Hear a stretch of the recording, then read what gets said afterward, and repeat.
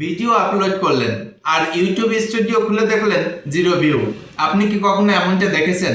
মনে হয় ইউটিউব কি আমার ভিডিও কাউকে দেখাচ্ছে না, নাকি নতুন চ্যানেল বলে ভিউজটা ইচ্ছা করেই আটকে রাখছে। আসলে বেশিরভাগ নতুন ইউটিউবাররাই একটা খুব ইম্পর্ট্যান্ট বিষয় জানেন না। ইউটিউবে ভিডিও আপলোড করার পরে ভেতরে ভেতরে একটা ছোট্ট কিন্তু গুরুত্বপূর্ণ প্রসেস শুরু হয়ে যায়। আমার দৃঢ় বিশ্বাস, একবার এই প্রসেসটা বুঝতে পারলে তখন 0 ভিউ দেখলেও আর ভয় লাগবে না। নতুন চ্যানেল শুরু করলে অনেকেই প্রথম কয়েকটা ভিডিও আপলোড করেই দেখেন ভিউজ কম, কখনো কখনো একেবারেই শূন্য। তখন মনে হয় সমস্যাটা কি অ্যালগোরিদমে, নাকি ছোট চ্যানেল বলে ইউটিউব গুরুত্ব দিচ্ছে না। কিন্তু সত্যিটা একটু আলাদা। ইউটিউব আসলে আপনার ভিডিওকে একেবারে ডাউন করে রাখে না। প্রথমে চেষ্টা করে বুঝতে এই ভিডিওটা কাদের দেখালে তারা আগ্রহ নিয়ে দেখবে। এই প্রথম ধাপটা না বুঝে অনেক নিউ ইউটিউবাররা ভুল সিদ্ধান্ত নেয়, ভিডিও ডিলিট করেন, টপিক বদলান, মনের ভিতরে হতাশ হয়ে পড়েন। কিন্তু যদি আপনি বুঝতে পারেন যে ভিডিও আপলোডের পর কিভাবে কাজ করে, তাহলে আপনি বুঝতে পারবেন যে কেন কিছু ভিডিও ধীরে ধীরে ভিউ পায় আর কিছু ভিডিও একেবারেই ভিউ আসে না। এখন চলুন বিষয়টা ধাপে ধাপে দেখি। Point 1, initial test audience. Video upload করার সাথে সাথে ইউটিউব সেইটাকে সবাইকে দেখায় না। ইউটিউব প্রথমে ভিডিওটাকে নিয়ে একটা ছোট্ট টেস্ট করে, মানে খুব অল্প কিছু ভিউয়ারের সামনে ভিডিওটা দেখায়।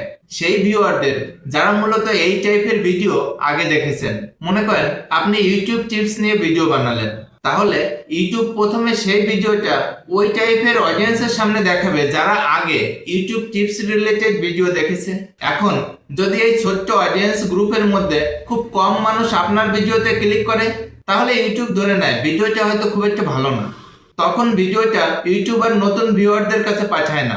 এজন্য অনেক সময় আপনি দেখবেন ভিডিও আপলোড করার পর ভিউ আসে না। কিন্তু আসল সমস্যা এখানে না, কারণ ইউটিউব অনেক সময় ঠিক অডিয়েন্স খুঁজতেই পারে না। আর এই জায়গাটাই নতুন ইউটিউব চ্যানেলের সব থেকে বড় সমস্যা। Point 2, audience finding problem. নতুন চ্যানেলের ক্ষেত্রে ইউটিউব অনেক সময় বুঝতেই পারে না ভিডিওটা আসলে কার জন্য, কারণ নতুন ইউটিউব চ্যানেলের কোনো ভিউয়ার হিস্টোরি থাকে না। কিন্তু ইউটিউব তখনও খুঁজতে থাকে যে এই ভিডিওটা কাদের সামনে দেখালে তারা খুব আগ্রহের সাথে ভিডিওটা দেখবে। একটা সহজ উদাহরণ দিই। মনে করেন আপনি নতুন একটা বইয়ের দোকান খুলেছেন, দোকানে বই আছে কিন্তু মানুষ এখনো জানে না দোকানটা কোথায়। তাই প্রথমে খরিদ্দার একটু কমই আসে, কিন্তু ধীরে ধীরে যখন ঠিক মানুষের কাছে খবরটা পৌঁছে যায়, তখন দেখবেন দোকানে ভিড়টা বাড়তে থাকে।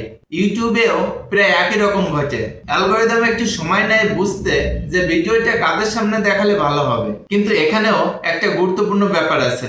ধরুন ইউটিউব ঠিক অডিয়েন্স খুঁজে পেল, তারপর কি হবে সেইটা নির্ভর করবে ভিউয়ার্স ভিডিওর সাথে কিভাবে রিয়াক্ট করছে তার উপরে। আর এই কারণেই তৃতীয় পয়েন্টটা খুবই গুরুত্বপূর্ণ, ভিউয়ার রিয়াকশন সিগন্যাল। ইউটিউব যখন ছোট অডিয়েন্সের সামনে ভিডিওটা পাঠায়, তখন খুব গুরুত্ব দিয়ে কয়েকটা জিনিস দেখে।